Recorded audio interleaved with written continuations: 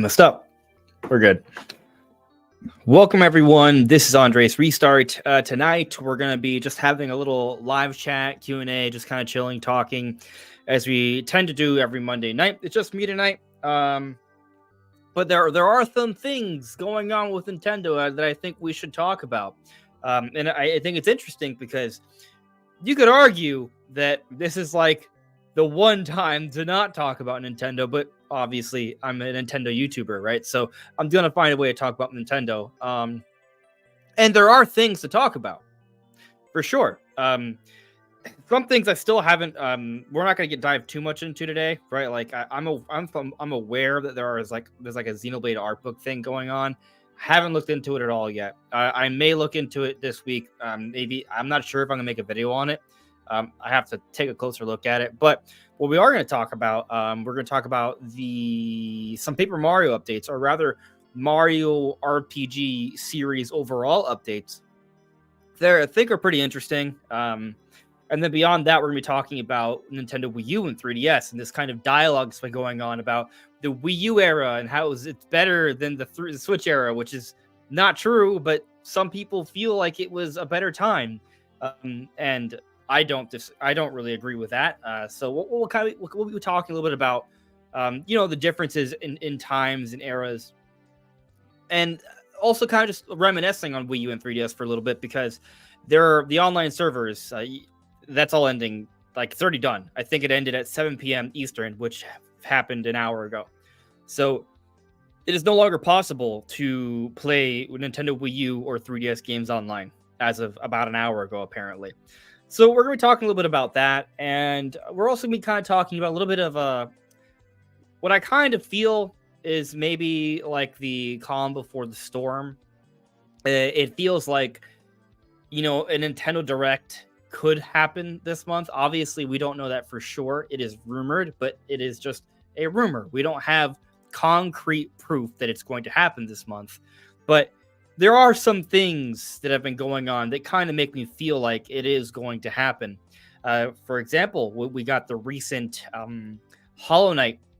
There's two things that came up. There was a rating in Korea, and also the Xbox Marketplace. And then on the Xbox Marketplace, it also has an E10 rating, I think. So Hollow Knight Silksong may finally be coming out. And so that is not a Nintendo release, but something significant like that is definitely going to be significant on the Switch. It's going to be something a lot of people would be playing on the Switch. And it's the kind of thing that you think might pop up in a Nintendo Direct, for example, or an Indie World Showcase. But even going beyond that, we also are expecting news from Level 5. They're supposed to have their own Visions presentation this month. That's actually known information. That's not a rumor. And so Level 5 is supposed to be giving us announcements this month, and they have a yokai from Yokai Watch in their initial announcement of this as teased. So we're expecting like a Yokai Watch related announcement in April. And Yokai Watch is pretty significant on Nintendo. So, you got things like Hollow Knight Silksong, Yokai Watch, and these are the kind of things that would make sense to be showcased in a Direct. Now, this doesn't mean that there will be a Direct for sure, but when you consider the rumors and everything else, so there's a number of little things going on is my main point that I think are certainly worth kind of discussing and going over. Of course, this is more so a Q&A, so how you guys steer it's basically what you guys ask me, and that's kind of where this conversation will be steered, and we'll see what happens. But I'm just kind of pointing out some things that have been going on.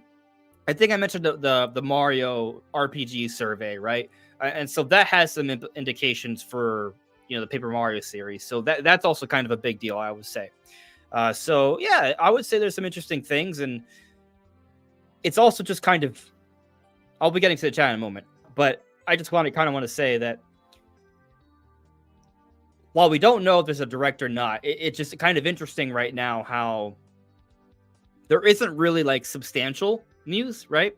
It feels very quiet, if you guys understand what I'm getting at here. It feels very quiet, maybe like the calm before the storm. But it's also one of those things where we've been waiting on significant news for such a long time that we've almost gotten used to not getting significant news. So it doesn't feel like we're going to get significant news. if that makes any sense. And I don't mean just the Direct, because there's even reason to think that Nintendo could actually finally make an official confirmation announcement of their next generation console this month. Why? Because, well, we go back to April 2016, April 27th, 2016, Nintendo put out a social media post not only acknowledging their already acknowledged NX project that they had acknowledged back in 2015, but giving us a release time for it. So if all the recent reports about the delay to early 2025 are true, then we're already kind of in the timeline of, well, maybe Nintendo is at a point where they need to make some sort of official announcement about this console this month, at least based off the timeline of how they handled the NX, which is the Nintendo Switch. So it's interesting. I should also mention that Nintendo's, annual fiscal sort of financial briefing, that meeting is happening on May 7th. So you would think that if there's something that's about to happen, it would happen, if not before, at that event. So we are kind of in this interesting period of time where we don't have a lot of really significant news. There are some little things, as I mentioned earlier, and it's just interesting. So that's kind of where we're at, but I will now dive into the chat.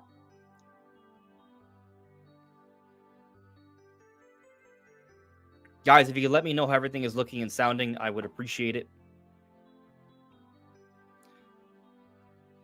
Yep, the real Jay Stone. Rest in peace for online play for 3DS and Wii U. It is now done. Hello there, Anthony Smith. Hello there, Crazy Scoth. Hello there, Chris Lancer. I am doing okay. I came back from the gym just a few minutes ago. I actually have a drink here. So there is an affiliate link in the description. Normally, I'll have something I'm snacking on or drinking, and there's not an affiliate link. But this time, this is a Ferrero Rocher. The little chocolate balls. This is not a sponsor. This is just chocolate, which I'll eat in a moment. But I am drinking G Fuel.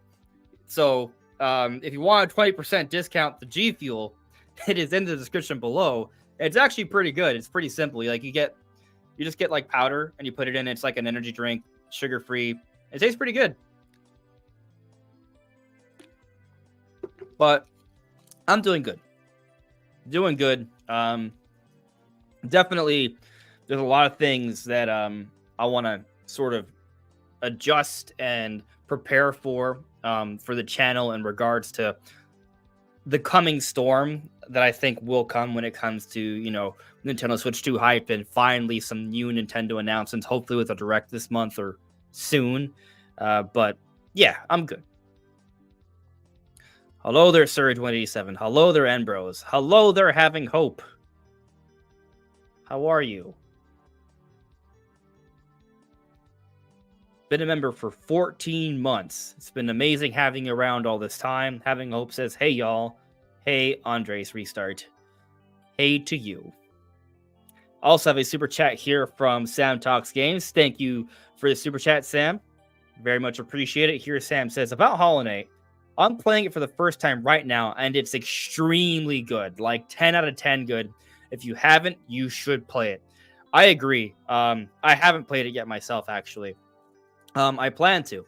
So I realized that since I'm not talking to anyone else, but, like live, the eating probably isn't a good idea. So I'll hold off on eating chocolate until later. But I'm kind of weird. I'm just like chewing while you guys watch. It just feels off. If someone else is talking, I feel like it's okay. But yeah. Anyway, yeah, I want to play Hollow Knight. It's kind of one of those things where like, I'll get around to it eventually, and I haven't after all these years. But I think with the Silk Song hype, I probably will. There's just been games that I've had on my back burner for a while.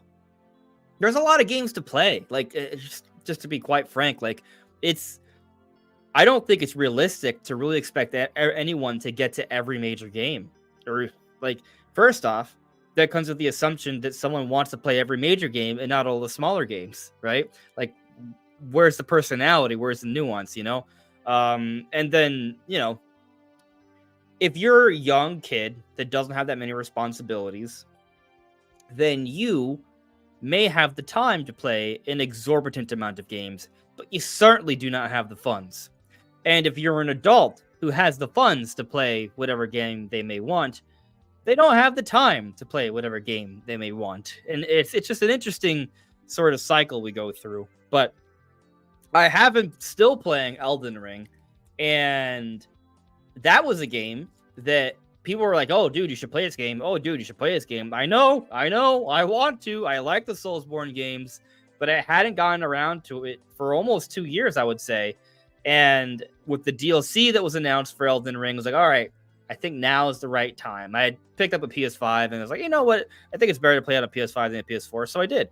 And it's been a good experience. I've been loving it. I'm 120 hours in, and I feel like I'm approaching the end. I'm in the Icy Mountains. I've kind of made sure to do most, if not all, the quests and areas and catacombs for everything prior. So I'm progressing pretty well, and I'm looking forward to finishing it. One, because I enjoyed the game, but also I'm excited to try out other games too. I played the Stellar Blade demo. Yeah, it's for PS5, and I think it's really cool, actually. I get Bayonetta / Nier Automata vibes. The combat is, yeah, it's good. It's really, I like the parry system. I like how there's things you can add to it. I like the speed behind it. Visually, it looks pretty awesome. Yeah, it's a cool game. So I might actually pick up Stellar Blade when it comes out later this month. We'll see.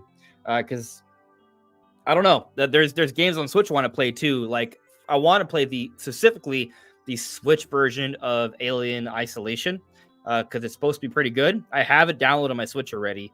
It was on $20. It's very Metroid Prime like. Maybe I'll even stream it. It could be kind of scary. So maybe you guys can see me freak out while I play it. That might be a good time, actually. But anyway, yeah, there's a lot of things to play, and then obviously in May, maybe it's not obvious because I didn't pick up Princess Peach Showtime. It wasn't for me. But I do plan on playing Endless Ocean, and I do plan on playing Thousand Year Door and Luigi's Mansion 2. So those games are coming up on Switch. So yeah, there's just things I got to play. There's so much, and I mean, obviously, I want to play Hollow Knight. I still have. The list goes on, really. Like I haven't finished the Bayonetta series. Like I never finished Bayonetta 3. I just have it there. There's too much. Eventually, I will get to a great deal of these games, but one game at a time, or a couple of games at a time. Anyways, back to the chat. And bros, I didn't even see the eclipse. I'm in Florida though. Apparently, there wasn't really much to see. So I have seen an eclipse before. I remember back in 2017, I did the whole thing. I had the glasses. I've had the experience. It's cool, but I don't really feel like I missed out. Pokemon Bank should still work, Agent 13, in case you're asking. Hello there, Sky Swords Alyssa. How are you? Mario Gamers. Lara Croft beat Mario as the most iconic video game character of all time from BAFTA Game Awards. What's your take on that? Just seems blatantly wrong. That's it. I mean, the thing is, everyone's entitled to their own opinion. Lara Croft is an important character, but I mean, how do we define iconic? It ain't Lara Croft. It's just not Lara Croft. She's not the most iconic video game character. She's a very important video game character for sure, but it's not her. It's Mario. It's whatever, dude. People have opinions, and sometimes people don't like Nintendo. Sometimes people just have their own agendas. I mean, it's why some people think the Wii is better than the Switch. It's an objectively wrong take from many perspectives. But at the end of the day, a lot of these things are subjective, and you're entitled to your opinion. And so some people are just going to have an opinion that is, you're entitled to liking Lara Croft more than Mario. That's fine. You don't have to like any single Mario game. You could love every single Lara Croft game. But also, I think you would be wrong in saying, like, even let's say, I'm gonna just pretend I hate Mario. I hate Mario so much. That's a lie, right? I love Mario, right? But hypothetically, and Lara Croft, every single Tomb Raider game I play, 100% 3 times over, every collector's edition, huge Lara Croft fan. I, I, I would still think it would be idiotic to say that Lara Croft is the most iconic video game character. I would probably argue her more so, though. Maybe I would argue, hey, listen, Lara Croft is a really important character in gaming. What she represents in terms of, like the female role model in games, and showing, strong female characters, and just maybe like how progressive the Tomb Raider games were. Like, there's certainly important things about that, but you can't really argue that Mario is not more important. It is, like, from a sales perspective, from a critical acclaim perspective of the biggest games, frequency release, the movie, like it's just it opinions. It is what it is. Ambrose, Wii U deserves more love. Yeah, I mean, there were certainly lovely things about it. We'll talk about that for sure. I mean, I still have my Wii's right here. It's right here. It's a whole bunch of cords, but it's there. Oh, okay. We're good. That's it. This is just a hard drive hanging from it, so I can play Xenoblade Chronicles X, because you need an external hard drive to play this thing. But yeah, I still use my Wii U sometimes. I realized my audio was probably sounding off because my voice was away from the mic, my mouth. But yeah, it's a good system in some ways. In others, not so much.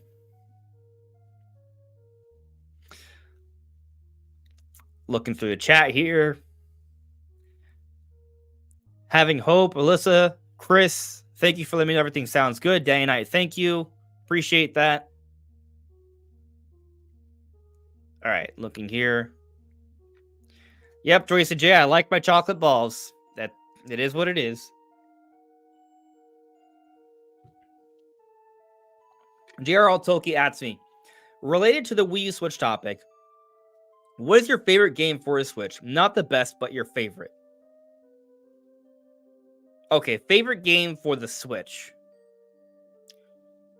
That's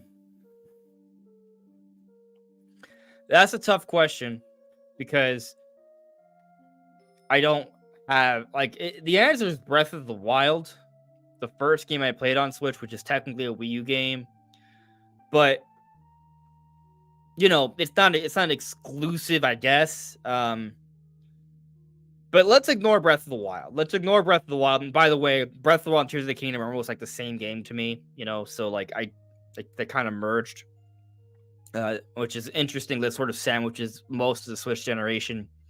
But ignoring Tears of the Kingdom and Breath of the Wild, because that's like, it's such an obvious thing, I would say. Like, outside of those, what is my favorite Switch game? That's tough. I would say that Metroid Dread has to be mentioned in that conversation. Metroid Dread, I've 100%ed it multiple times. I've played through it several times. I've done the boss rush mode 100%. Like, I played Metroid Dread so much. Like, I definitely made sure to enjoy that game as much as I could. And another playthrough, I'm sure, will happen sooner or later. So Metroid Dread, I think, for me, I have to consider that. But it isn't the only game that I feel that way about. I would have to say Xenoblade Chronicles 2 should be in that conversation, because I've played through and beaten that game multiple times, and I've loved it every time. So that game's in that conversation for me. Another game that I think deserves to be there is Kirby's Forgotten Land. I 100% did that game. Such a fun game. Like, when I just kind of think about some of my favorite Switch experiences, that's definitely there. I want to mention Pokemon Legends Arceus. However, unlike the games I mentioned, I have not played and beaten. I mean, I have gone to the credits in Legends Arceus, but there's more to do afterwards, right? I haven't caught every single Pokemon. That's kind of the main point of Legends Arceus. So I think that maybe it should be a peg below, but I still feel like bringing it up because I think it's my favorite Pokemon game on Switch. Beyond that, I mean, I loved Mario Odyssey. I loved Bowser's Fury.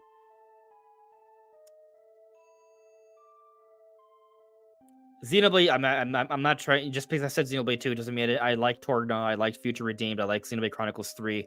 And maybe the reason I've played 2 more is because it's been out the longest. Trying to think. What else would I kind of? I don't know. Maybe it is Metroid Dread. I don't know. It's tough. But all those games are amongst my favorite Switch games. There's a few more. I mean, I've played Smash Ultimate and Mario Kart 8 so much. So it's tough. But yeah, those are there. Celeste. Oh man. I know it's not a Switch exclusive, but Celeste. I loved Celeste so much. Definitely one of my favorite indie games.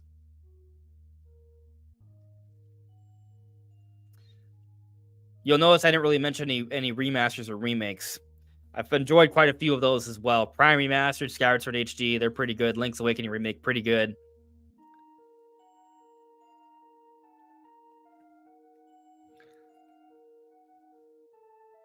The MU52. Also, some of these games are long. Example, Elden Ring, 100%. I mentioned earlier, I have 120 hours into Elden Ring, and that could probably go another 30, 60 hours if I wanted to. I wouldn't be shocked if I hit 200. I don't think I'm gonna hit 200. I think I may end up hitting like 140, 150 before I finish the game. But like, yeah, it's a huge game. It's a huge game, and that's without doing New Game Plus. You do New Game Plus, like you can put 1,000 hours into that baby. J to the P Moreno. Have you played Penny's Big Breakaway? Have I played Penny's Big Breakaway? Yes, I have. I actually meant to finish it the other day. I didn't finish it. I was streaming it. I intended on finishing it during the live stream, but that's when we learned that Akira Toriyama passed away, and I needed to end the stream at that point. So I haven't finished Penny's Big Breakaway, but I'm like really close. I'm like in the final world or something. So yeah, it's a very good game. I will probably finish it soon. I just haven't yet, but I will. Yeah, Danny and I'm really feeling Stellar Blade. I think I'm definitely gonna pick that up.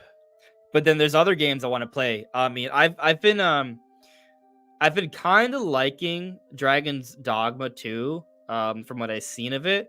But also, it's kind of it's another open world medieval game that I may pour hundreds of hours into. I may want to kind of space that out a bit, right?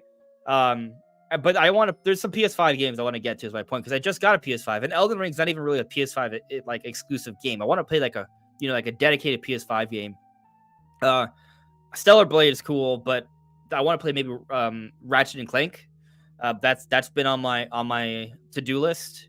There's also the recent Final Fantasy Rebirth, but I would have to finish 7 Remake, which I'm like maybe 80% done with that, but I stopped like 3 years ago, so I just haven't gone back to it.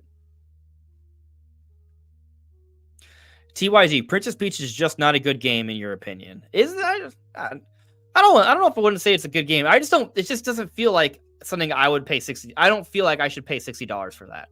I mean, me being totally real, and I probably shouldn't be this honest. For those that think I'm a liar, I am not. I would actually argue I'm too honest sometimes. I'll just say this, right? Right now, because YouTube is my focus as a career, I am not making that much money right now because, well, there's not a lot of Nintendo news. And I'm still a small YouTuber. I probably should have another source. I have diversified income. Let me be clear. But point is, I'm not doing extremely well financially at this current moment. Like, I'm trying to be more conscientious of how I spend and things. You know what I mean? So point is, I'm not going to just spend $60 on a game that I'm not really feeling. That's my point. That's really it. So, I'm not rich, and I'm not going to just waste money on a game that I don't think I really need to play. And I don't feel like Princess Peach Showtime is a game that I'm going to be like, man, I'm really glad I spent $60 and spent hours on this and 10 hours on this game. Like, It doesn't feel compelling enough for me. Stellar Blade, on the other hand, maybe. So, we'll see.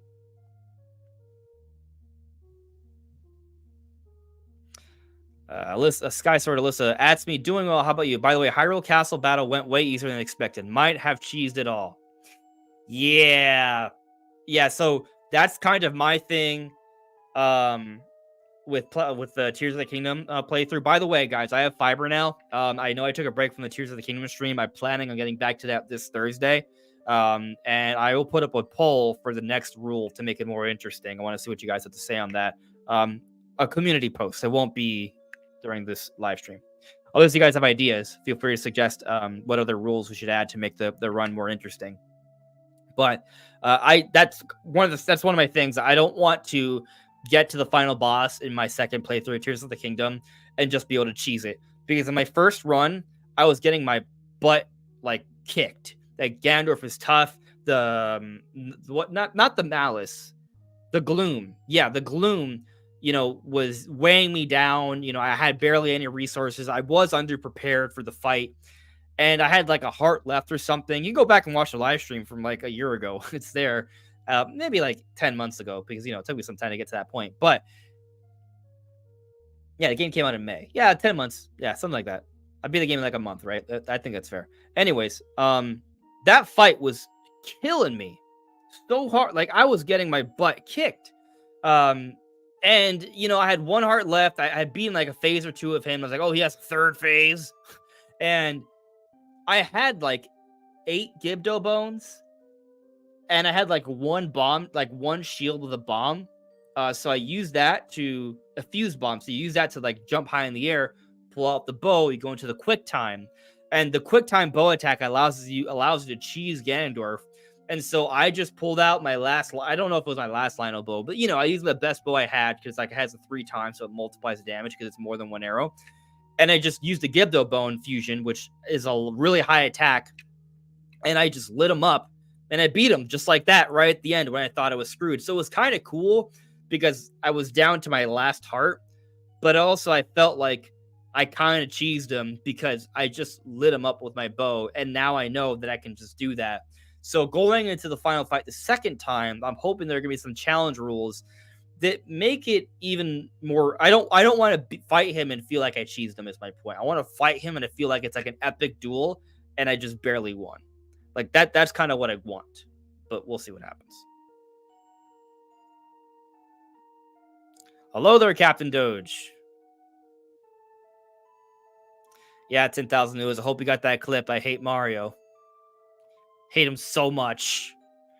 That's right, Emma52. I'm a fake fan. Hate Mario with all my heart. Look at this. That's Samus. Oh, like the mirroring of the cameras. Samus. What is going? That's Charmander. Samus. Link, Zelda, Link again. Rex, Mithra, Pyra. No Mario. I obviously hate Mario with all my heart. Stupid Mario. I love Mario. Mario is amazing. I should let me just point out. Loved Mario movie. I have several Mario shirts and merchandise, and I will play every mainline Mario game and 100% it. So in case there's any actual doubt that I don't like Mario, I do a lot.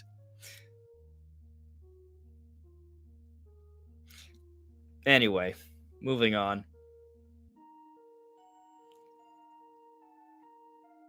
The real J Stone adds me. I think Peach Showtime is just there because of the movie. The game was being made rushed for a low budget game. I mean, from what I understand, it was. I think it seems like a pretty quality game. I don't feel like it was rushed at all. It seemed polished. It is what it is. It's not meant for everyone. It's kind of it's appealing to a certain audience, and that audience isn't me. And that's that. I don't have to like every single Nintendo game. Just because Nintendo publishes a game doesn't mean I have to buy it.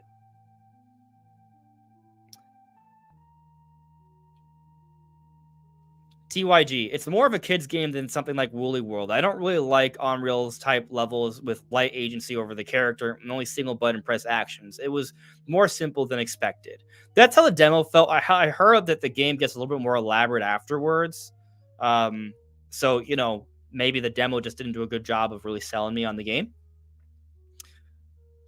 But like I said, you know, we don't, you know, if you're a Nintendo fan, that doesn't mean you have to buy all 12 to 15 games they publish every year. You don't have to do that. Just get what you want. And maybe try some other things. Experiment a little bit. Expand your horizons. Doesn't even have to be games. Maybe touch some grass.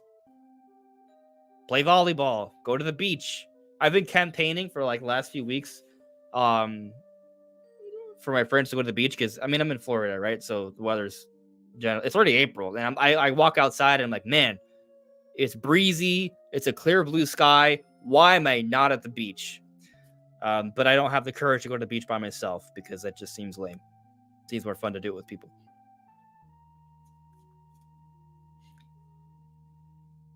Having a Ganondorf is difficult. Well, as I mentioned, if you use the bow with the Gibdo bones, you can cheese them. Jump in the air, slow time, it'll just tear them apart. Ridley Metroid 123 adds me. Don't quote me on this, but I've heard from a couple of people that initially Peach Showtime was supposed to be a Switch 2 game and was in development for about 5 years. I'm not quoting you on that. That is interesting. Yeah. That is interesting to think about. I'm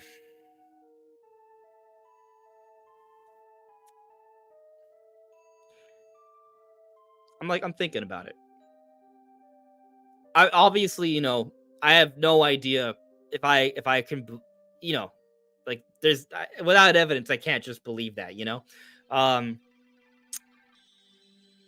But I also think it's worth considering that the way Nintendo has been handling their development over the Switch generation, they've probably been positioning themselves to have very scalable games.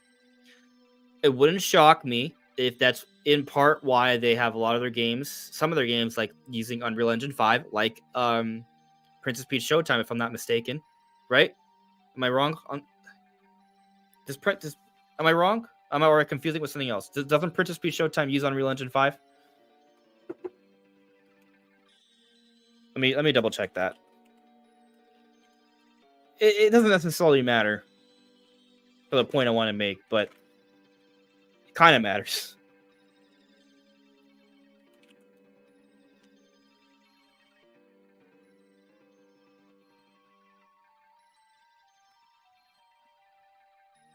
Okay, so I think we saw in the box that it does use Unreal Engine. I'm not sure if that means necessarily Unreal Engine 5. So it's probably Unreal Engine 4, right?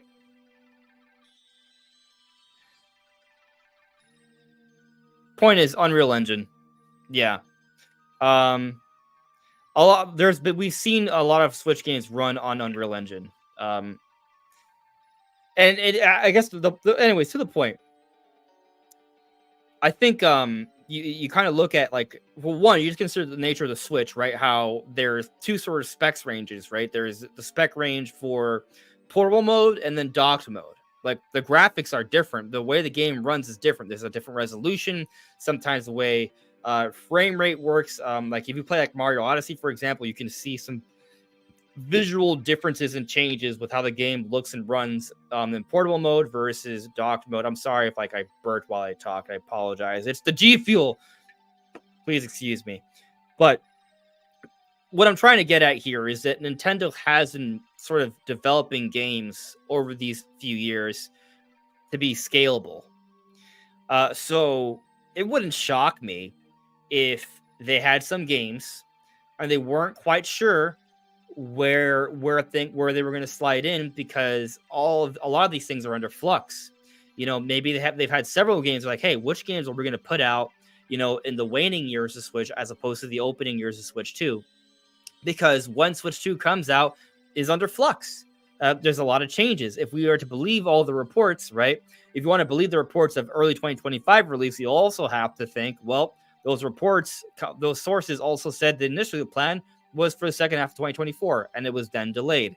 These things happen. So point is it possible that what you're saying, that maybe Princess Peach Showtime was initially going to be a Switch 2 game, or was at least in the conversation? Maybe. I don't think it would have been like a big deal. You know, probably would have looked just a little sharper. Maybe 60 FPS. But yeah, that's it.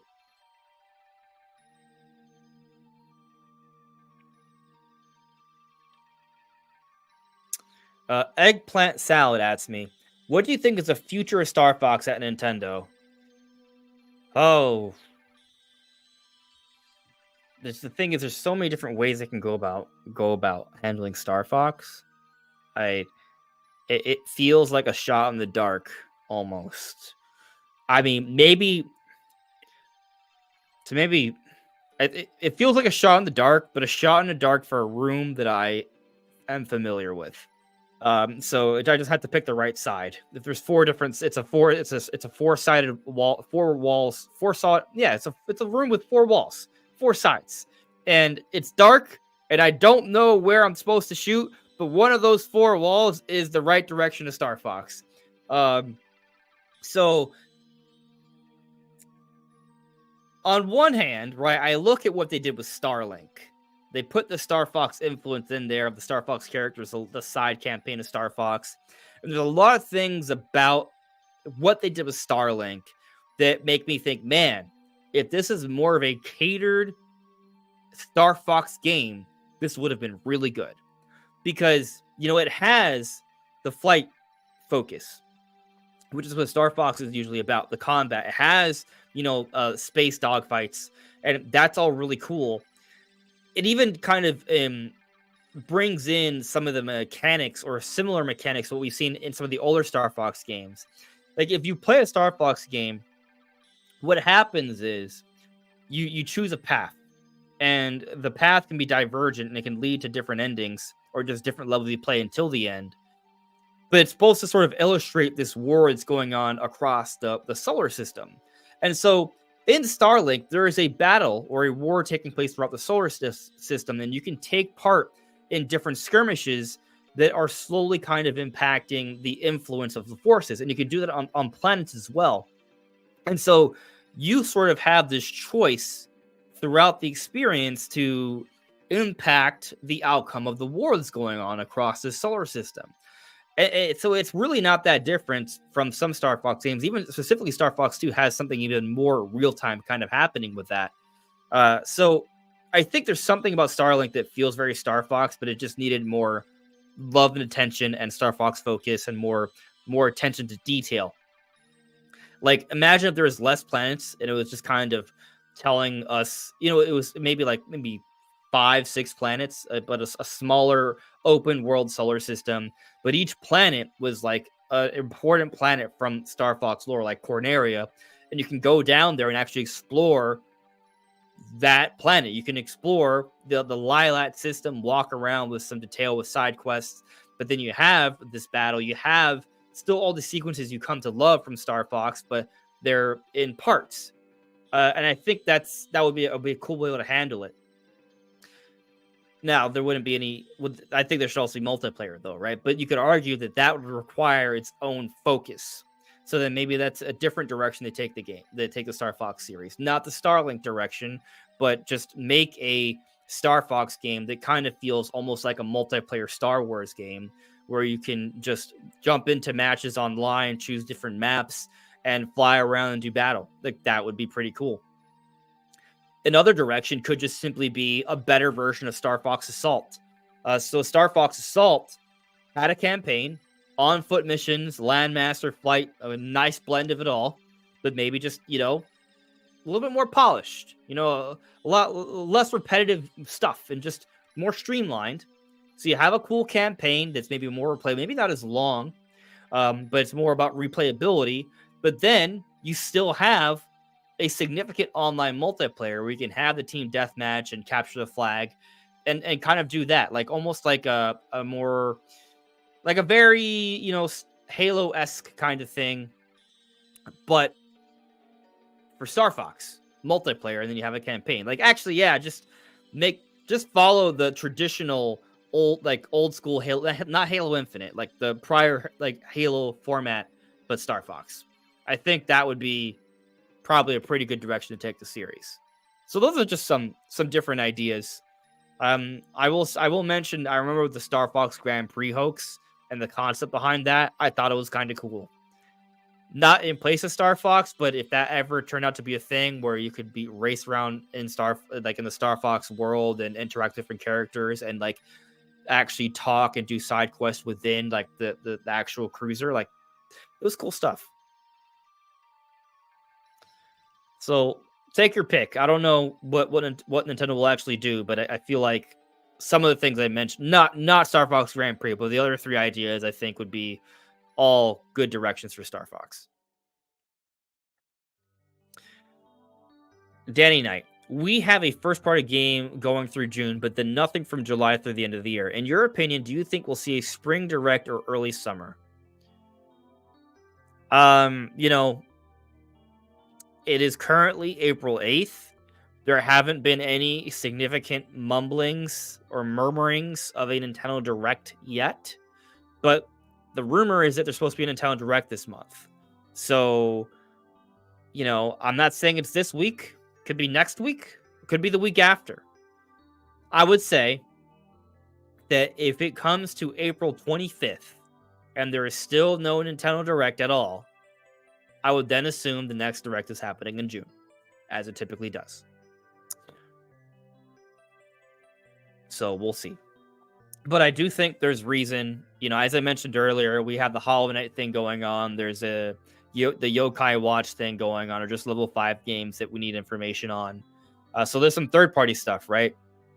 But also, I think Endless Ocean needs some spotlight. I think they need to, like, Endless Ocean is not the kind of game that it's coming out May 2nd. Okay, just so we're clear, Endless Ocean Luminous is a Nintendo published title. It is a Nintendo IP.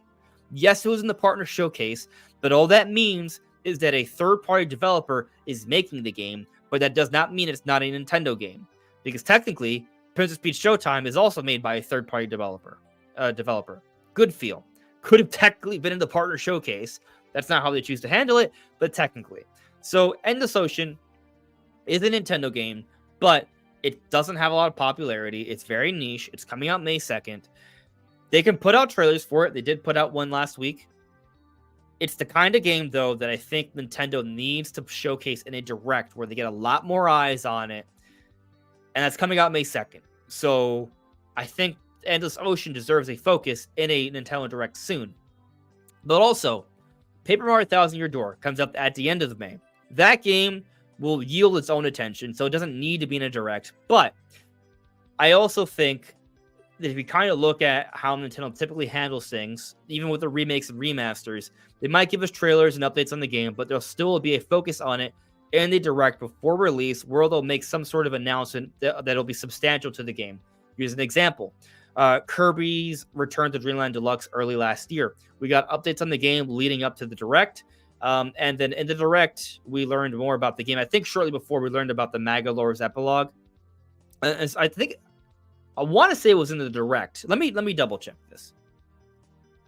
Kirby's Return, but Magolor epilogue announcement.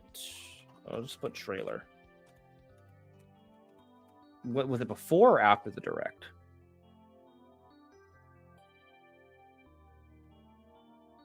Yep, it was in the Direct. Yeah. So, yeah, it was in the Direct. So my point is that we see an evidence for Paper Mario Thousand Year Door to have that it's going to have some kind of new content in the game. We don't know if it's going to be significant or not, but we've seen some reason to think so. One, the beginning of the game has actually like a new, like, there's some new little details, like, for example, there's a portrait of the characters from the Paper Mario and N64 that wasn't there in the original, but also there's a purple toad with like new clothes in the hub area that was not in the original. And recently, it's been noticed that there's a diorama for like a pre-order bonus in certain regions, and Goombella has like extra accessories on her helmet. So why is that there? That wasn't in the original. It's not even in the trailers from what we've seen so far. So it seems like we've seen some subtle signs that there's going to be some kind of new content in the game. I mean, the website says there's going to be additions to improve the quality of the game, but that could just be quality of life updates, not necessarily new content. Point is, though, there is a legitimate argument to be made that the game will have some kind of new content, like, maybe like an epilogue quest or something like that. And if that's in the game, Nintendo typically showcases something like that in a direct. So, Endless Ocean, Paper Mario, they're coming out in May. Having a direct in April that gives us more info on those games makes a lot of sense. But as you noted earlier, right? So we only know about games between up until June. And if you look at every year of Switch, there's been at least one Nintendo published title in July. So while they technically could have a social media announcement like they did back in 2020 for the pandemic for Origami King in May, most cases they will announce something in a direct beforehand for it to release in July, and you're not going to have a direct in June for a game to come out in July. Usually you need a bigger window than that. So either A, they're going to do like a social media announcement of a game in July. B, there's going to be a direct in April announcing a game for July. Or C, Nintendo is breaking the pattern, and for the first time in over 7 years, there will not be a Nintendo published title in July, and that's just it. They might put like an eShop something that's possible, but that's just not what they've done. So, yeah, I mean, that can go on, but there are reasons to think that Nintendo needs to have at least 1 or 2 presentations with an Indie World Showcase in April for third-party stuff and some Nintendo stuff beyond, right? I mean, regardless, we need to learn about the second half of the year. But of course, we could wait till June to learn about the second half of the year. However, when we only know about games until June and we don't have a July release, that it brings things into question. So we'll see.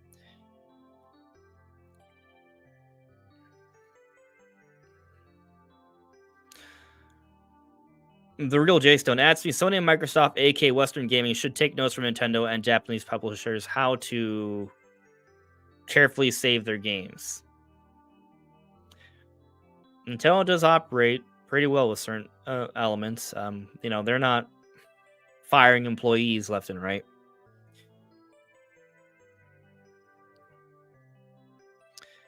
Looking through the chat here.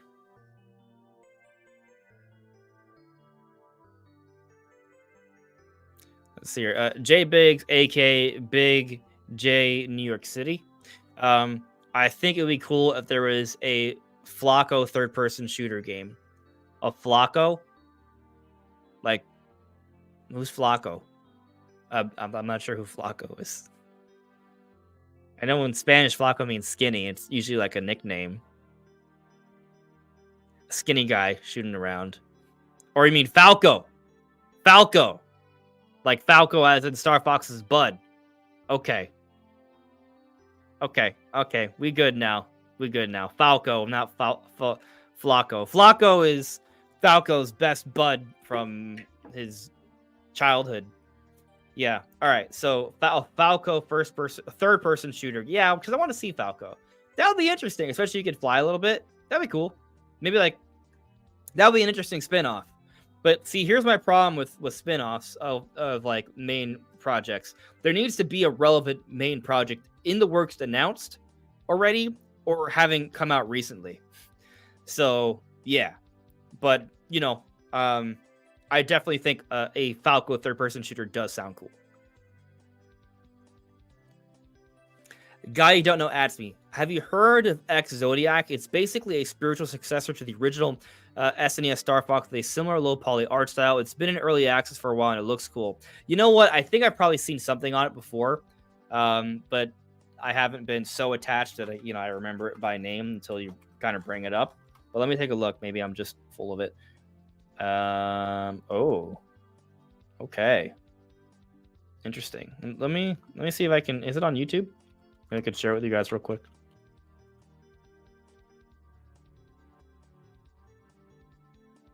Oh, here's an early access trailer. I'll share it with you guys.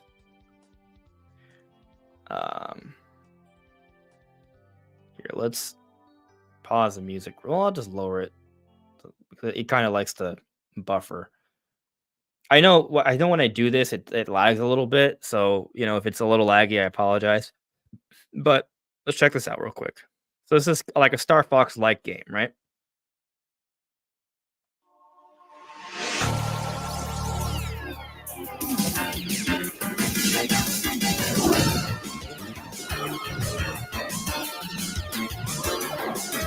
This looks cool as hell.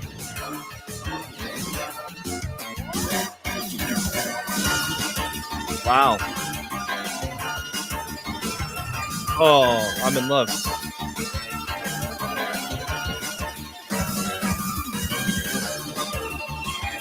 So cool.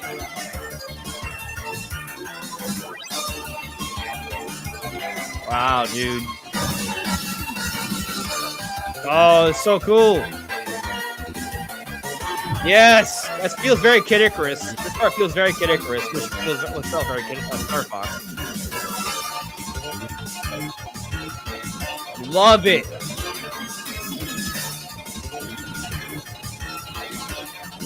Love it.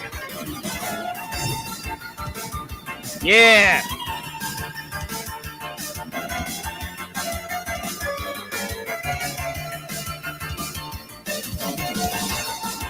Wow.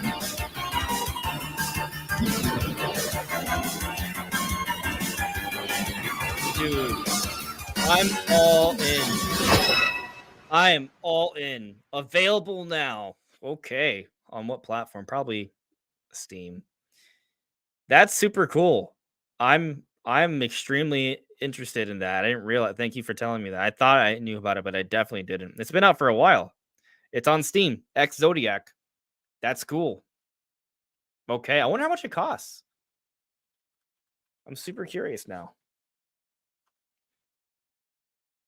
Let me fix this up. Actually, I think the music should be a little louder. Okay. How much does it cost on Steam? I'm not logged into Steam. It's fine. X Zodiac. It's only $10. And there's a free demo. You want to just try it for free on PC. Oh, that's awesome. Yeah, I'm going to check it out for sure. That's so cool. Thank you for telling me about that.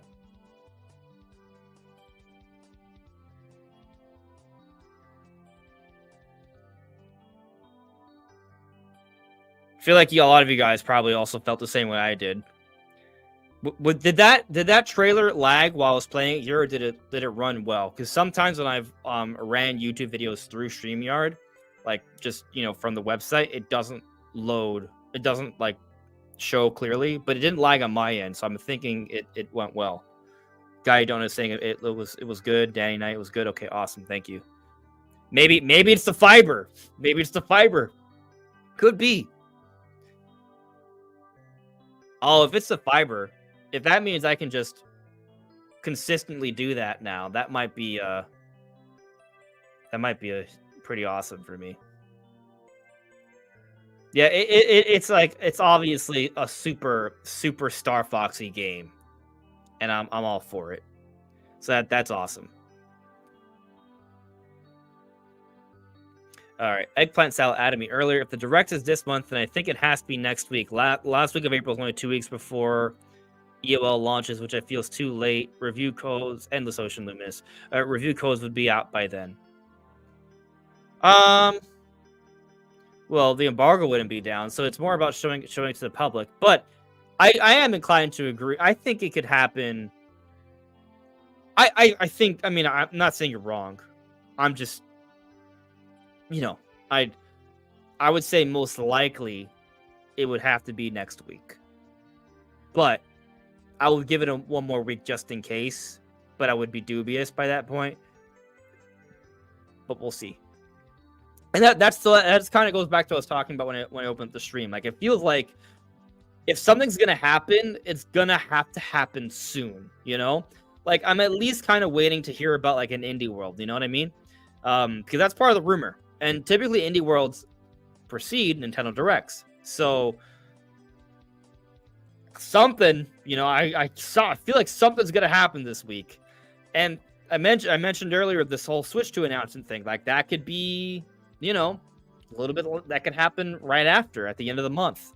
Like so April could turn out to be a pretty big, like we could have an Indie World, we could have an Nintendo Direct, and then a Switch 2 confirmation all in April. Theoretically. But nothing's happened yet. So we'll see.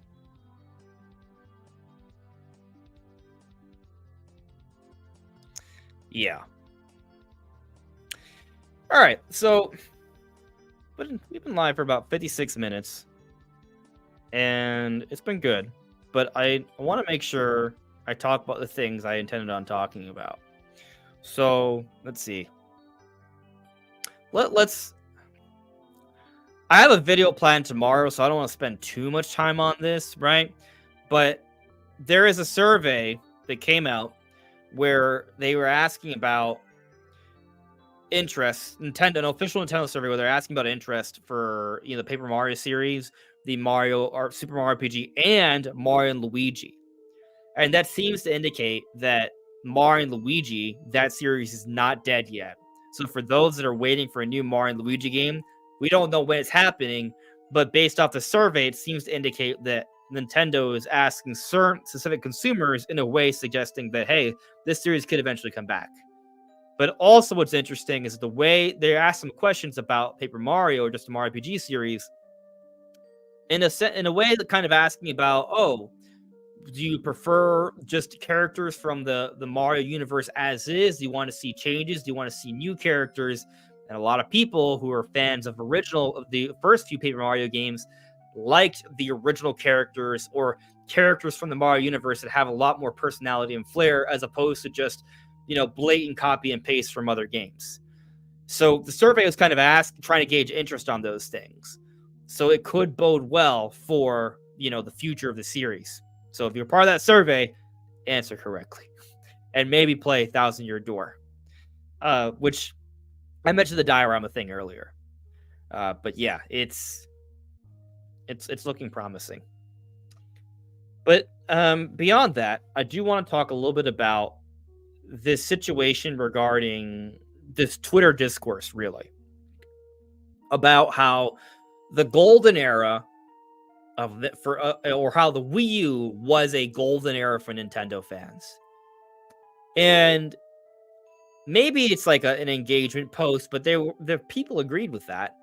And I just think that this idea that the Wii U was a golden era for Nintendo is just so blatantly off.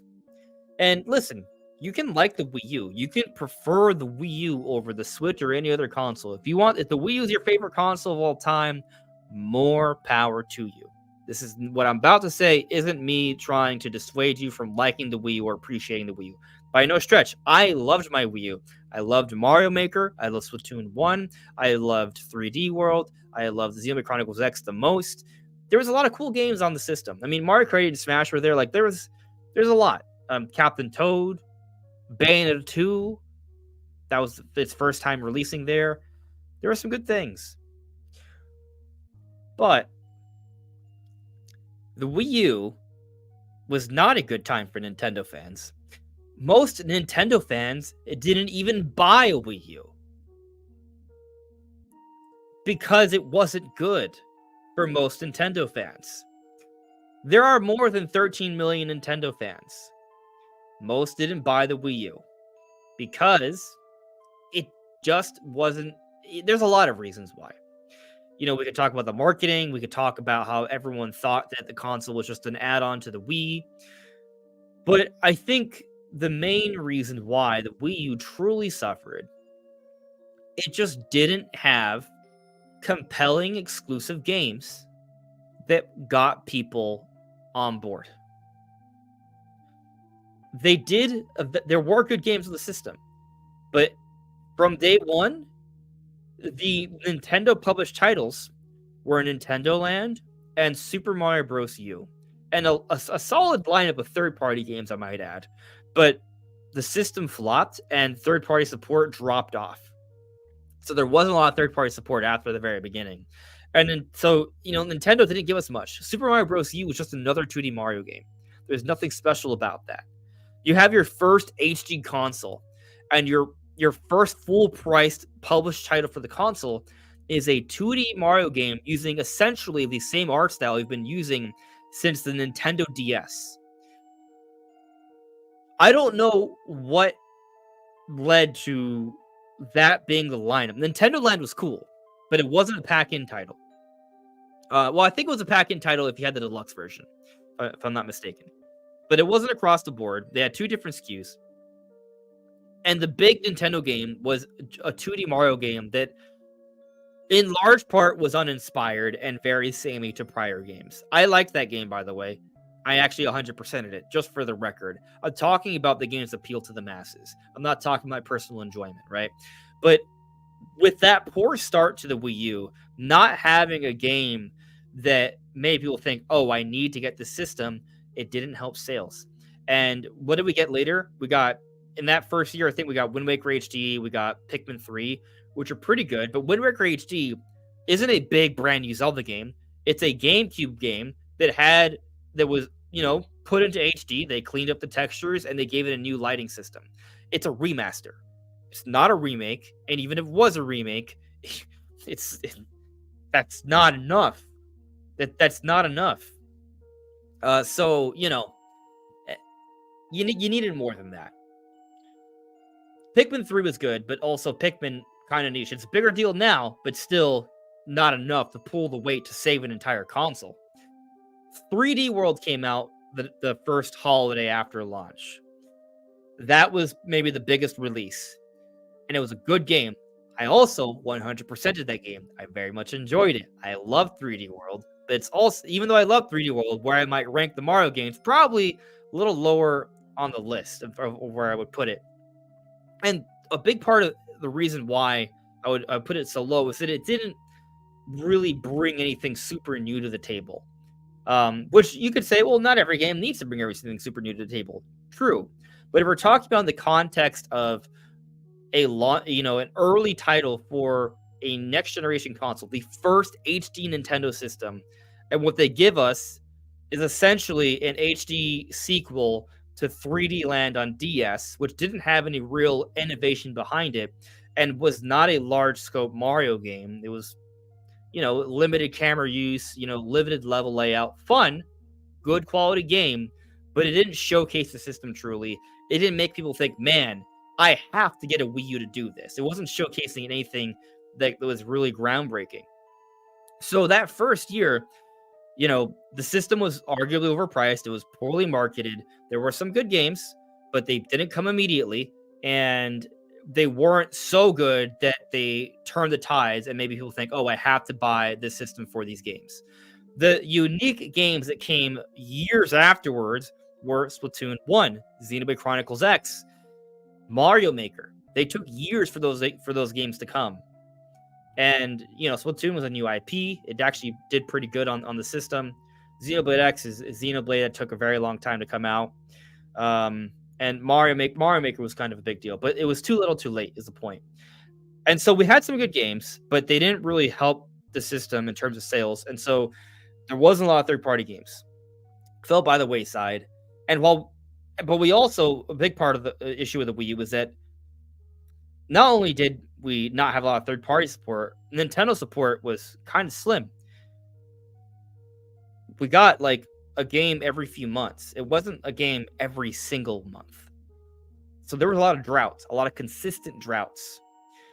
So the Wii U times weren't great. There weren't that many games. There was barely no third-party support.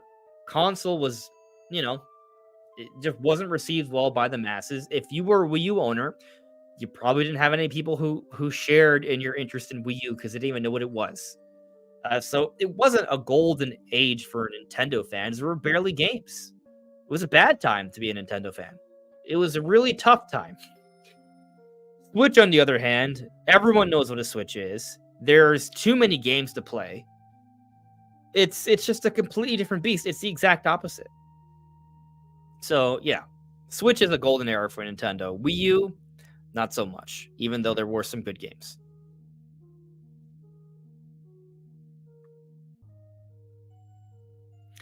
Looking through the chat here. Nintendo Prime, what's up, buddy? Wild Prime was spotted. Catch him quick. Use your Ultra Balls.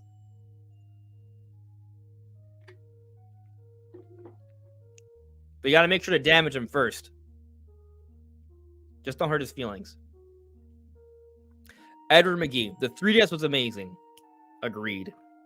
3DS was a different beast. 3DS actually. 3DS was a fantastic Nintendo console. But it also had issues at launch. Nintendo 3DS.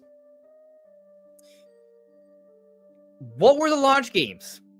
There was a packing game of face readers, so you could play, like you could shoot around at people's faces. It takes pictures of faces. It's kind of like a tech demo of the system, kind of neat, but you know, it's a novelty. It's not a full scale new game. And then we had Steel Diver. How many of you know what? Let's put a poll.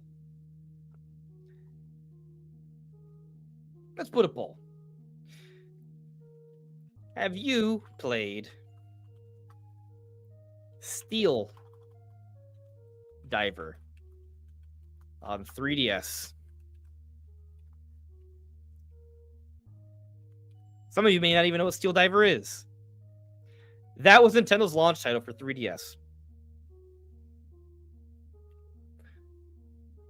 I want to just tell you, I didn't play it either. Just so we're clear.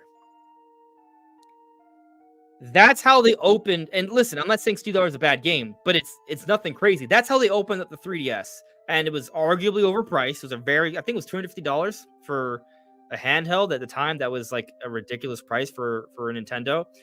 They opened up the 3DS arguably worse than the Wii U. So they turned it around though. They had an immediate price drop. They used the ambassador program, which was a whole bunch of cool games you could play. I had an ambassador program 3DS, and they put out some real bangers like Ocarina of Time 3D. Like that was good. And I mean the 3DS just has a fantastic library, right? I'll mention Majora's Mask 3D, but also A Link Between Worlds, Triforce Heroes. Moving past Zelda though, you had Super Mario 3D Land, which I would say for 3DS was actually pretty ambitious. Ever Oasis, that was a good game. You had Metroid Samus Returns. You had Kid Icarus Uprising. You had the first Smash Brothers on 3DS. Mario Kart was amazing. Animal Crossing New Leaf was a huge hit on the console. Star Fox 64 3D, good one, Kuro. Yeah, I did like the Street Fighter game that opened up on 3DS. And there was actually a couple other cool third-party games. There was Resident Evil Revelations, which looked like Resident Evil Revelations looked amazing on 3DS. That was when it initially launched. That was incredible. There was there's more. There was the Metal Gear. The Metal Gear game was pretty impressive. Luigi's Mansion 2 was a huge banger. I think I already mentioned Kid Icarus Uprising, but let me just say it again. Incredible. Pokemon Sun and Moon. One of my favorite Pokemon games, actually. That was 3DS. The Monster Hunter line, great bringing up NetWeed. There were some strong third-party games on 3DS that were ambitious, even. I mean, if you talk about new 3DS, they even had a port of Xenoblade Chronicles Definitive Edition later on. The Fire Emblem had its awakening with Fire Emblem Awakening on 3DS. There were multiple Fire Emblem games. They were all amazing. Yeah, like they were crazy. LA Plush Play says Nintendogs was captured as a launch title.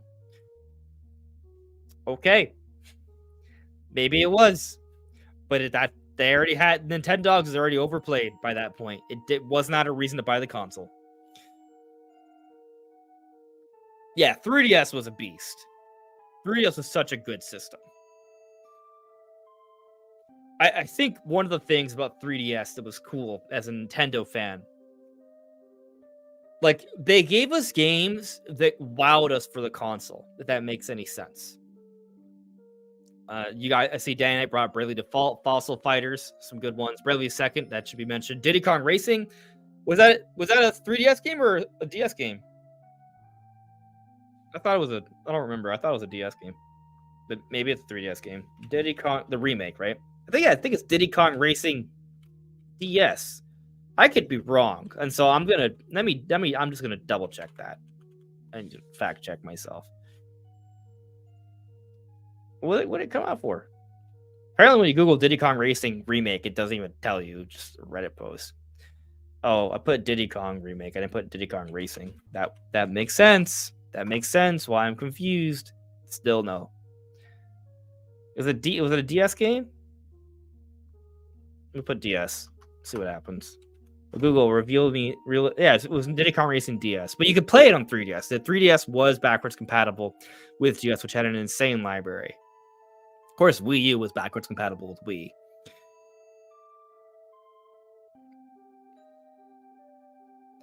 I'm just looking at the poll. We have 40 votes right now, and 93% of people have said they have not played Steel Diver on 3DS, which is like the launch title for 3DS.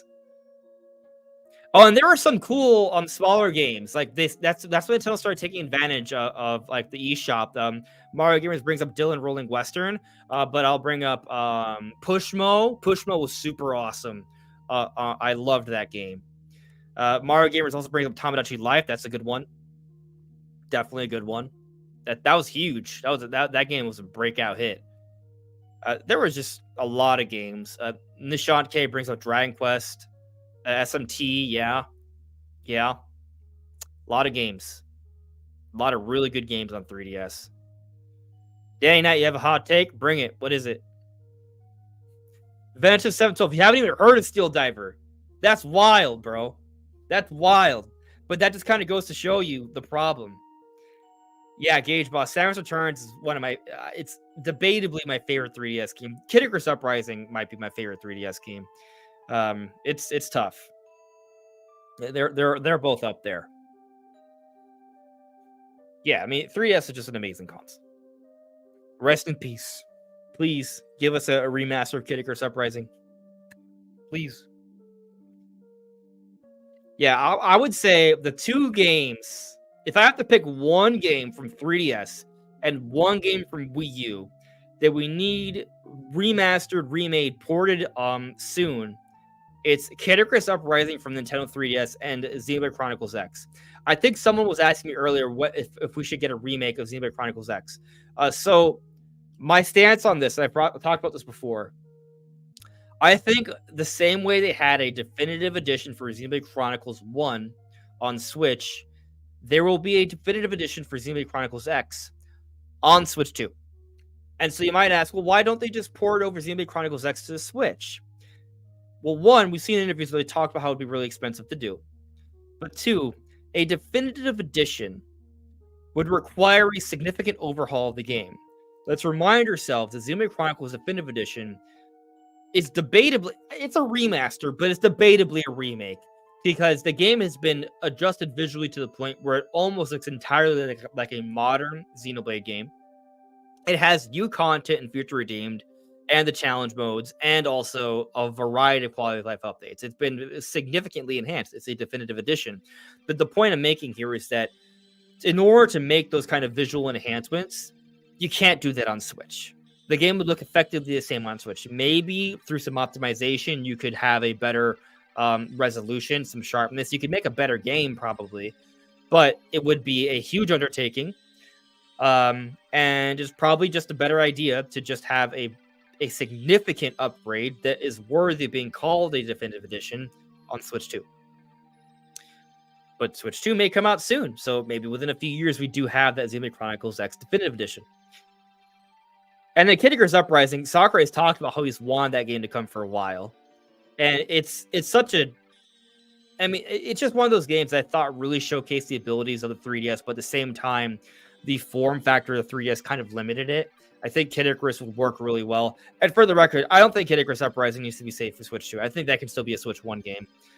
It's a little different because, you know, you're going from 3DS to Switch. That's already a pretty big jump. But because of the timing of things, maybe that one we have to wait longer for. We do know Bandai Namco is working on some sort of remake. The recent job listings haven't been spotted for the remake anymore. And just like it's some sort of 3D action Nintendo game. So it's possible they shifted from a remake remaster to a new game, or they're just doing two different projects.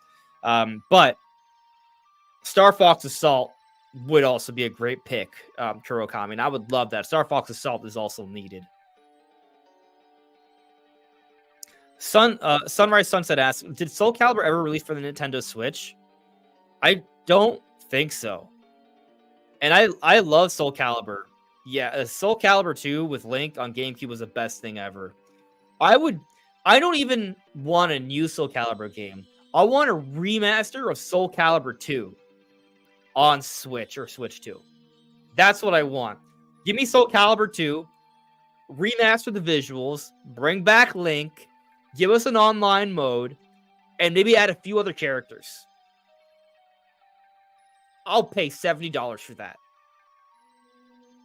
I'll pay $70 for that. Now, what would be the new characters we would add to a hypothetical Soul Calibur 2 remaster make for Switch 2? Obviously beyond Link. Do you double down on the Zelda stuff? Yo, Sheik and Soul Calibur. I think if I might be confusing her with, so there's Maki from Jujutsu Kaisen. I think there was a character, Taki is her name. She's like a ninja. Yeah. So Taki is very similar to how I would envision Sheik in the Soul Calibur game. So maybe build on that a little bit more. Give her some, some of the Smash moveset a little bit. That'd be cool. So bring in a Sheik would be awesome. And you got to add Ganondorf. Give us Ganondorf.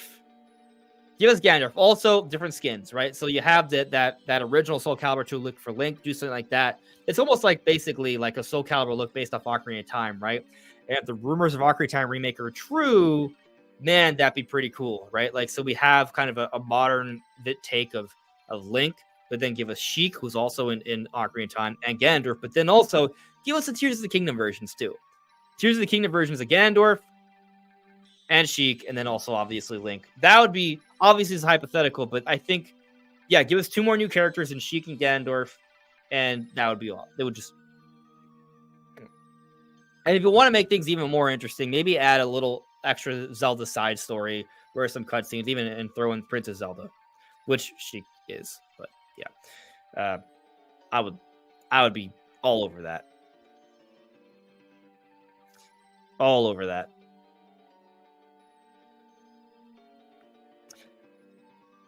Oh man, Pyro from Xenoblade 2 in a Soul Calibur 2 remake, dude, that would be epic as well. If you want to go outside of Zelda, yeah, Pyra, that would be perfect.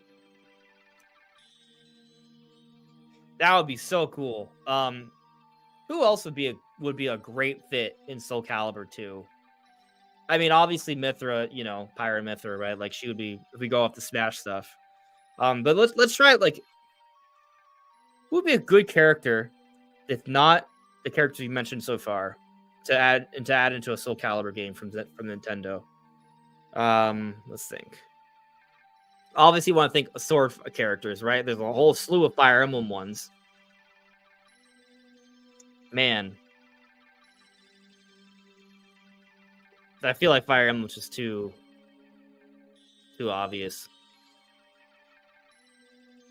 There could be some. You could bring in. I mean, just give us Marth. Like Marth would be cool.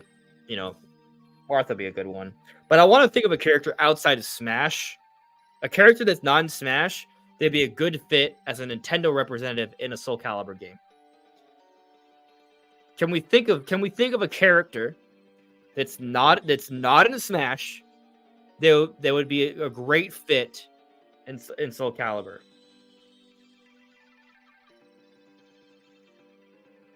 Chrom?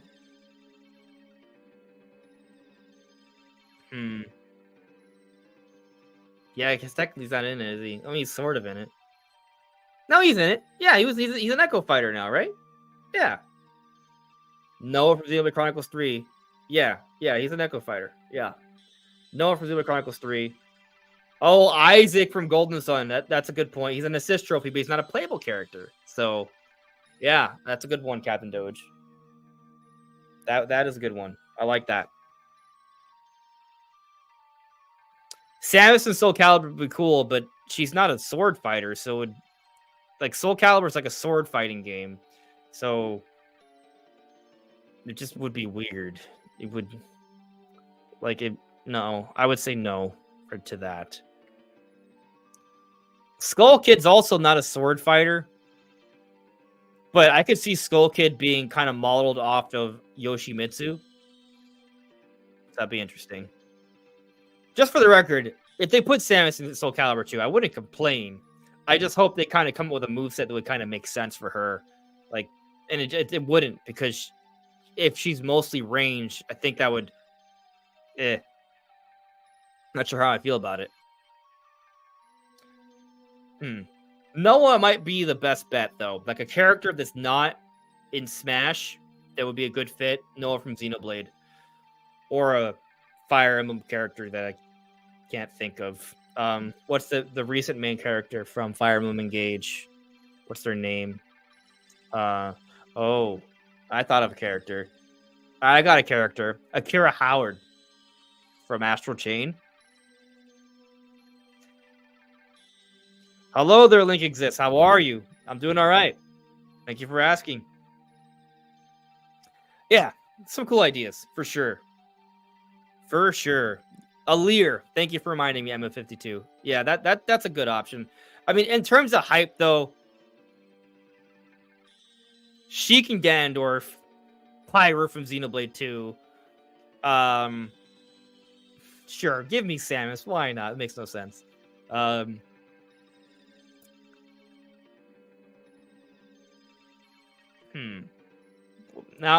I'm including Smash. I'm just trying to think of a character that would be hype.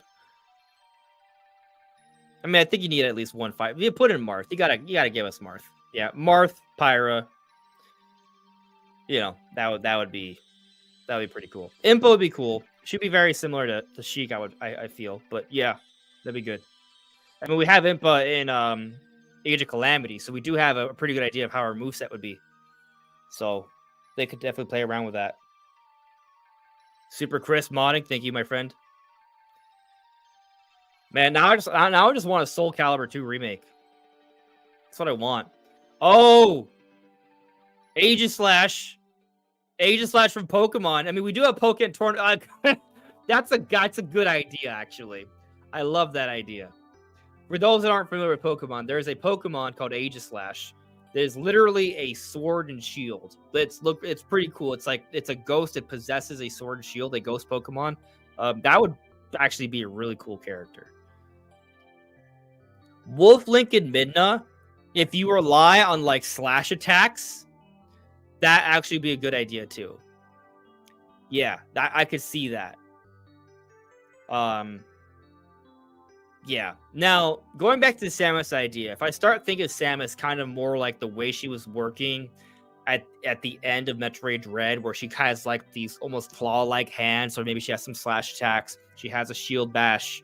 Not shield bash, but like a melee counter. She still shoots a little bit, but she just kicks and like she kind of grabs on and sucks out energy.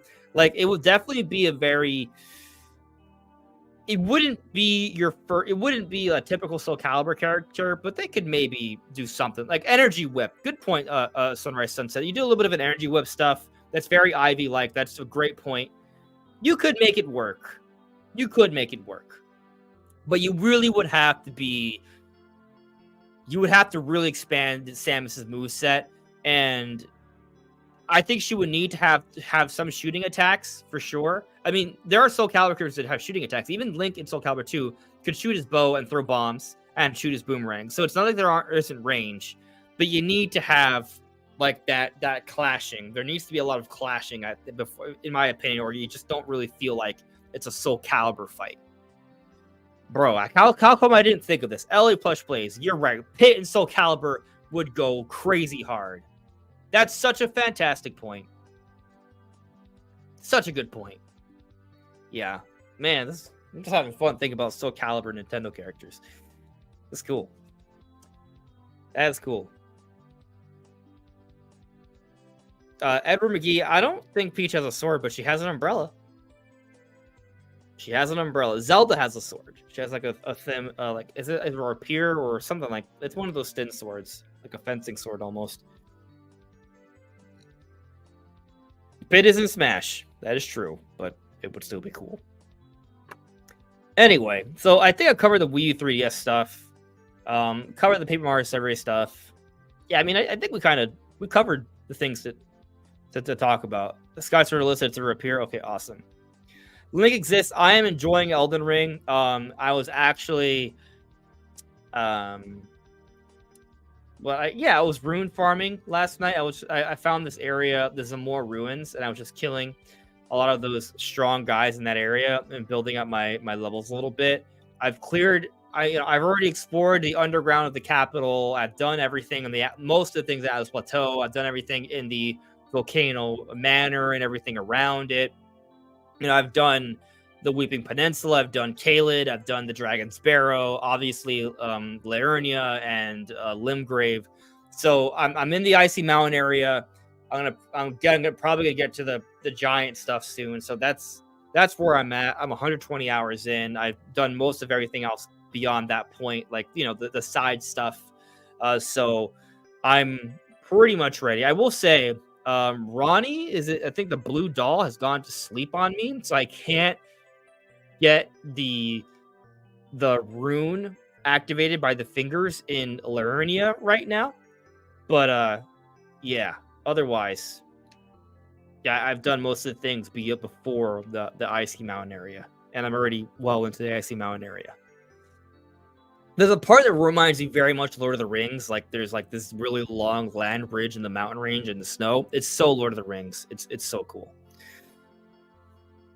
LA Plush, me and Soul Calibur, let's go. I've been working out. I just got to, train with a sword for a long time and have armor so I don't die, or like any other Soul Calibur character. I'll do well, I think. Yeah. Danny Knight, Killer Instinct needs to come back, but better than it did and go multi-plat. Yes, apparently there's gonna be a lot of Xbox games coming to Nintendo in the future. So next Killer Instinct, bring it over. Heck, I'd be okay if they were to bring over the Killer Instinct that came out for Xbox One. That'd be awesome. Came out in parts, if I remember correctly. Killer Instinct is so good. It'd be awesome. Yeah. All right, so I'm going to end the poll. It's been up for 20 minutes. Killer Instinct Gold was my jam. I was playing Killer Instinct for Super Nintendo when they released it on the cell. It's awesome. All right, so the poll ended. And YouTube does this weird round down thing, but when I close it out, it said, I know it says 88% here, but when I close it out, it said 89% said no to this question. Have you played Steel Diver on 3DS? This is a hardcore Nintendo channel. Most of you watching are probably pretty hardcore Nintendo fans.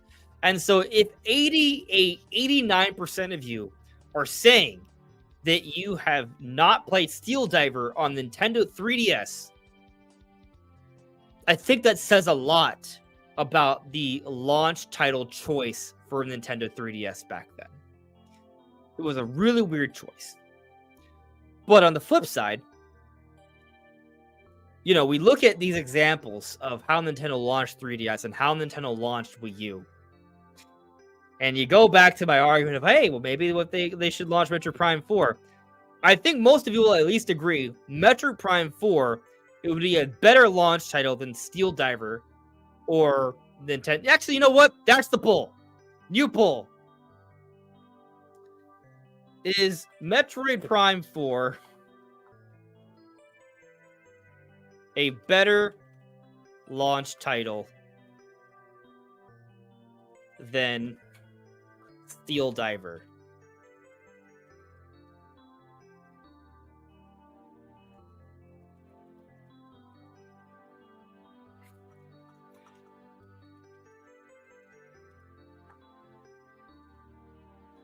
Yeah, okay, so here's the question. Let me read it out to make sure I got it right.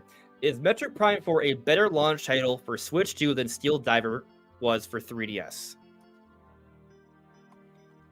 Given my prior poll, I think I know the answer, but I just want to see the results.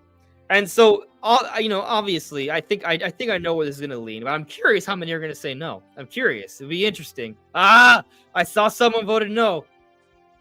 That's wild. That's wild. Some of you think Steel Diver is be better.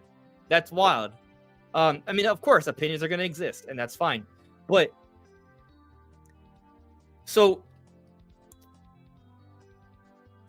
this poll, while I knew what this, it's still kind of crazy to see 96%, or it's crazy to think this, right? But to see this, but just think about this for a moment. The prior poll, many of you said you didn't play Steel Diver on 3DS, but it was a launch title for 3DS. And so we talk about Metroid Prime 4 being a possible launch title for Switch 2, and many people will say, oh, Metroid Prime 4 can't be a launch title for Switch 2. Doesn't make any sense. Well, did Steel Diver make sense for 3DS? I don't think most of you think it would, right? And based off this poll, most of you, or overwhelming majority of you, think Metroid Prime 4 is a better launch title than Steel Diver. So the only argument I'm trying to make right now, I'm not trying to say Metroid Prime 4 is going to be a Switch 2 launch title. That's not what I'm saying. But what I am saying is Metroid Prime 4 makes more sense as a launch title than Steel Diver, and yet Steel Diver did happen. So is it crazy to argue that Metroid Prime 4 could be a launch title when Nintendo has done worse things before? So, yeah, that I'm not saying that Metroid Prime 4 is going to be a launch title, but what I am arguing is that based off historical precedent, Metroid Prime 4 is not the worst choice. That's all I'm saying.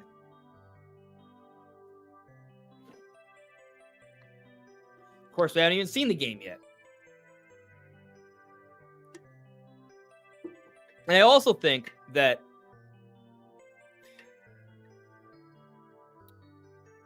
a lot of people can't believe in Metroid Prime 4 as a good launch title for Switch 2 because they haven't seen the game yet. It's hard to believe in something that you haven't seen, unless you're like a hardcore Metroid fan like me.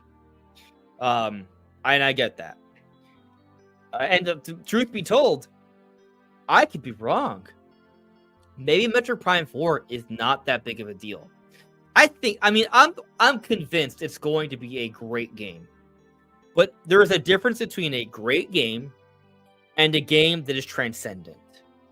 And I kind of think that if Nintendo believes Metroid Prime 4 is going to be a transcendent title, that it would be worth making it a launch title. Very much like Twilight Princess or Breath of the Wild.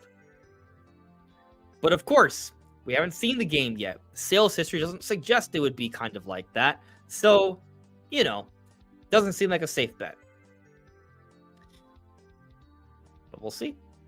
It's probably I agree Mario makes the most sense though. I'm not going to deny that. 3D Mario makes the most sense. But I'm just saying, if we have scenarios, we got Steel Diver or Nintendo Land as a launch title for Nintendo consoles, is it that crazy?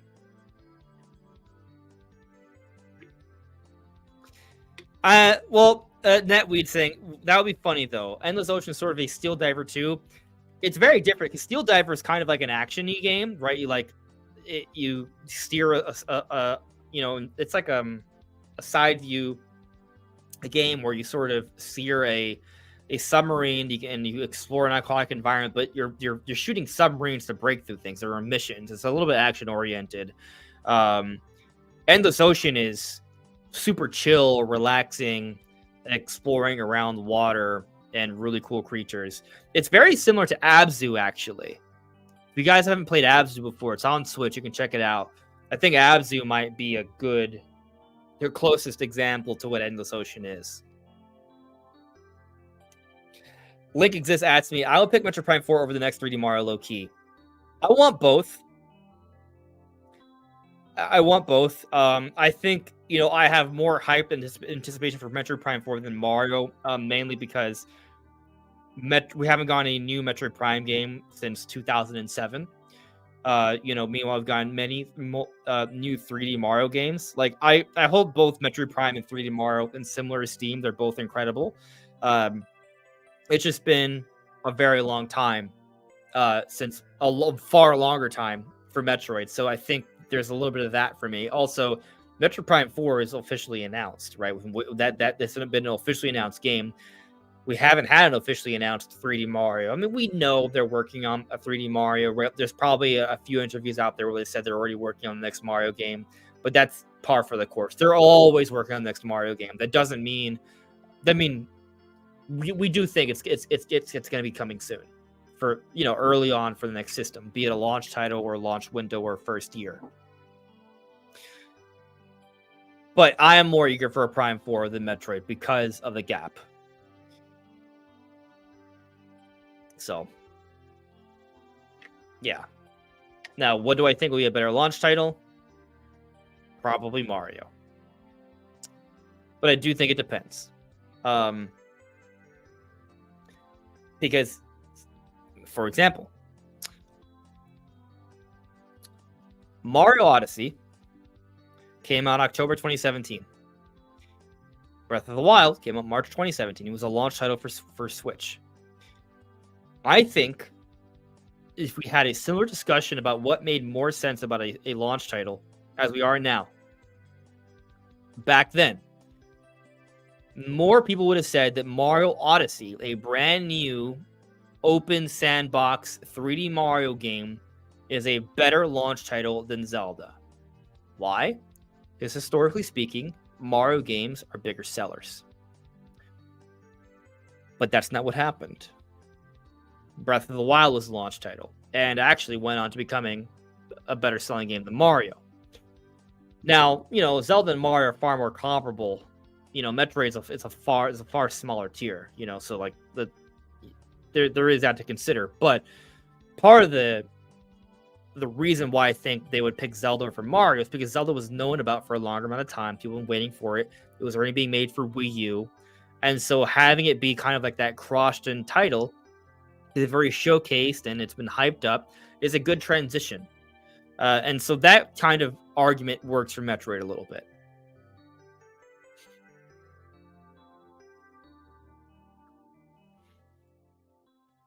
Talking nerdy with CJ. Long live Steel Diver. There you go. You know what? What if a new Steel Diver game is the Switch 2 launch title? It ain't 3D Mario. It ain't Metroid Prime 4. It ain't an Ocarina of Time remake or Mario Kart or anything like that. It's Steel freaking Diver. That's the Switch 2 launch title. And it actually ends up being hype as hell. Because it ends up being like the super, realistic, like 4K, like open world, like Steel Diver game where you're just swimming around really quickly in a submarine, blasting epic like energy torpedoes at giant crazy kraken beasts in the water. Actually, it could be pretty cool, but that wouldn't be normal Steel Diver. It'd be changing what it is forever. So, yeah, but it'd be funny. Anyway, I'm going to wrap things up here. So, I'll give 2 minutes. 2 minutes for any final questions, and then I'll any final questions or points you want to make at me. Is more likely to get to it. Chats, supers, like I'm more likely to get to those. But I'm closing out now. I'm gonna go ahead and end the poll. So the poll ends at 91% voted that yes, Metroid Prime 4 is a better launch title for Switch 2 than Steel Diver was for 3DS. So there you go. The Emma52 adds me, cross-gen Metroid Prime 4 and Switch exclusive 3D Mario at launch is a winning recipe and is a realistic possibility. IMO, in my opinion. Yeah. I mean, I would buy both. I would like both. I don't think they should be coming out on the same day. Launch both coming out in the first few months, yes. Same day, no. Why? Because Metroid Prime 4 is going to have a significant single-player campaign, as will 3D Mario. And I think there's going to be too much overlap between that. You kind of have to split them. It's, to me, Metro Prime 4 is like, what do you think Nintendo should have, like, for example, let's say Nintendo had a new 3D Zelda ready. Would you say they should release a new 3D Zelda in 3D Mario on the same day? No. But I look at it from a gameplay perspective. From a sales perspective, it's a little different, right? Um, but I think both should be launch window. And if Metro Prime 4 does have significant multiplayer, that does help to diversify it a little bit more. And so that is something to consider.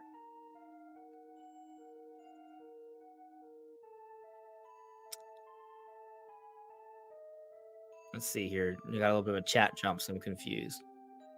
Sunrise Sunset question: do you own a Sega Dreamcast? Sorry, don't be sorry. I wish I owned a Sega Dreamcast. I do not. Such a beautiful console. I would love to someday find one and have it, set up so I can play Sega Dreamcast games. It'd be so cool. I was always fascinated by the console back in the day when I was a little kid. Velociraptor Ghost. Do you think the next Zelda game should have a more realistic art style similar to Twilight Princess, or do you think it should have the art style similar to Breath of the Wild? I think the next Zelda game is going to have its own new art style. But if let's say there's a spectrum, right? And Breath of the Wild's on one end, Twilight Princess is on the other. I would say that the art style would be more leaning Twilight Princess than Breath of the Wild. I think that the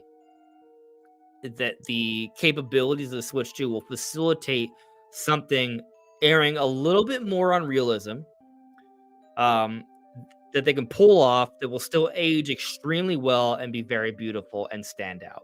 Now, to be clear, when I say err on the side of realism, I'm not saying that it's going to have realistic graphics. I would even argue Twilight Princess doesn't have realistic graphics. It's just more, as you say here, you say more realistic. It's more realistic than Wind Waker. That's totally true. I think the next Zelda art style will be more realistic than Breath of the Wild and Tears of the Kingdom, but it's still not going to be realistic. It's going to be still highly stylized and beautiful, and it will still age extremely well. But it's definitely going to be showcasing probably more advanced textures more often. We're going to see some really like cool things. I bet there'll be more particle effects. Better fit. Like it's so many different things are going to be better about it. We're years away, but it's gonna that.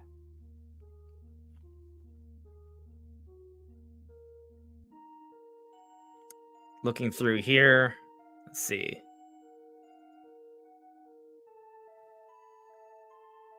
Looking through chat. 56TY adds me. Tears of the Kingdom gets compared to Elden Ring, but I'd argue it's closer to Mario. They focused on Link, new amazing mobility options, skydiving, ascend, tool and wingsuit, etc., and it's crazy fun. Yep, the movement in Tears of the Kingdom is crazy fun. I 100% agree. As I'm playing Elden Ring, like I'm like, right now I'm in the Stony Mountains, right? And I see all these cliffs and down there, and there is like areas down there that you can technically explore, but you can't just jump down. There's none of that. Like, the game is open world, but it's not open like Tears of the Kingdom. There are two different experiences. Now, do I think there are things about Elden Ring that would like to see in a future Zelda game? Yes. But also, the vast openness and freedom of exploration you have in Tears of the Kingdom, I want them to continue to build on that. Because that's something I enjoy so much. I can't tell you how many times I've been in the catacombs, like underground Elden Ring, and I just want to ascend upwards. And I can't. Ascend is something that there are so many games I play whenever I'm underground and I want to use Ascend and I can't. Like, Ascend has changed the way I look at games. And it's not just Ascend, but it's just everything, really. But yeah, I agree. Tears of the Kingdom and Elden Ring are very different, but there are reasons to compare them. The gamer dude asks, "Yo, where's Brandon?" Brandon just tired. That's all. He'll be probably back on next week or soon.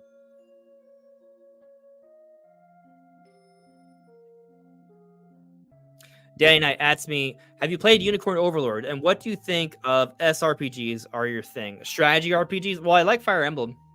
I haven't finished Fire Emblem Engage yet. I got distracted with all the stuff happening early last year with Advance Wars and all that, and Xenoblade, and then Tears of the Kingdom. But I want to go back and finish Fire Emblem Engage. But I liked Fire Emblem Engage. I loved Fire Emblem Three Houses.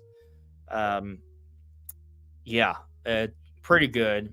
Now, have I played other things outside of Fire Emblem? I like Advance Wars. Advance Wars is pretty awesome. Is that not a strategy RPG? So it's pretty cool. Unicorn Overlord is interesting. There's just so many games right now. I don't know if I can get to it, but it is something that's caught my eye. I just don't know if it's caught my eye enough to pick it over other things. I'll tell you this: I think I would prefer to give Unicorn Overlord a try over Princess Peach Showtime. But yeah, I like some strategy RPGs. Ascend is the best. Velociraptor Ghost, you want a new 2D Metroid? Me too. But I can play. I'm playing. I'll play Metroid Dread until then. Nintendo Scarlet. I am taking a guess. Indie World, April 10th.